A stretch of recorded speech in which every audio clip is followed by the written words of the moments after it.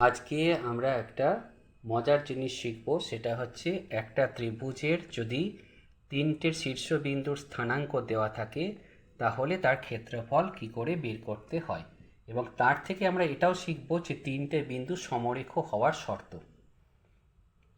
তা প্রথমে দেখো, ত্রিভুজটা একটা এবিসি ত্রিভুজ আছে। এখানে স্থানাঙ্কগুলো দিয়ে দিয়েছে, এটা 1,6, এটা -2,4, এখানে 4,5। আমি যে কোনো ক্রমে, এমন নয় যে এটা 1,6 এটা উপরে লেখা আছে বলে 1,6টাকেই প্রথমে লিখতে হবে, এমন কোনো গল্প নেই, কিন্তু যেটা লিখবো সেটাই যেন ঠিক থাকে। তা আমি প্রথমে 1,6 লিখেছি, আমি একটু দূরে দূরেই লিখেছি সংখ্যাগুলো তোমাদের বুঝবার জন্যে। 1,6, তারপরেরটা হচ্ছে -2,4, -2,4, তারপরেরটা হচ্ছে 4,5, 4,5, আবার যেটা প্রথমে লিখেছিলাম সেই জিনিসটা 1,6। কেউ যদি -2,4 থেকে শুরু করে তাহলে সে লাস্টে আবার -2,4ই এসে শেষ হবে।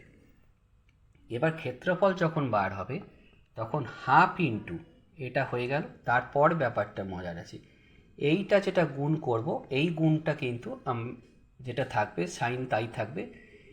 এই গুণফলটা থেকে এই গুণফলটা মাইনাস হবে, প্লাস আবার এই গুণফলটা থেকে এই গুণফলটা মাইনাস হবে, আবার এই গুণফলটা থেকে এই গুণফলটা মাইনাস হবে। দেখো আমি তাই করেছি। এখানে আমাদের 4 1 4, এখানে -12 হচ্ছে, তাহলে যেহেতু মাইনাস হবে তাহলে +12 হয়ে গেছে, প্লাস। এবার -10, আবার এখানে +16, তাহলে এখানে যেহেতু মাইনাস হবে তাহলে -16 হয়ে গিয়েছে। আবার 4 6 24, এখানে 5 1 5, কিন্তু যেহেতু মাইনাস হবে বলছি তাহলে -5।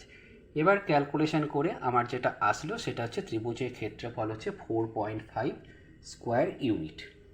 এইখান থেকে সমরেখ হওয়ার শর্তটা কি? সমরেখ হওয়ার শর্ত হচ্ছে যদি কোনো ত্রিভুজের ক্ষেত্রফল এইভাবে বের করে আমরা যদি দেখি যে শূন্য হয়ে গেল, তার মানে ত্রিভুজটার তো অস্তিত্বই নেই, তার মানে নিশ্চয়ই তিনটে বিন্দু একটাই লাইনের পড়ে আছে, অর্থাৎ সমরেখ। এইভাবে আমরা সমরেখ প্রমাণ করতে পারি। সমরেখ প্রমাণ করবার আরও কতগুলো ট্রিক্স আছে, যে ট্রিক্সগুলো আমি এবার এক এক করে নিয়ে আসছি।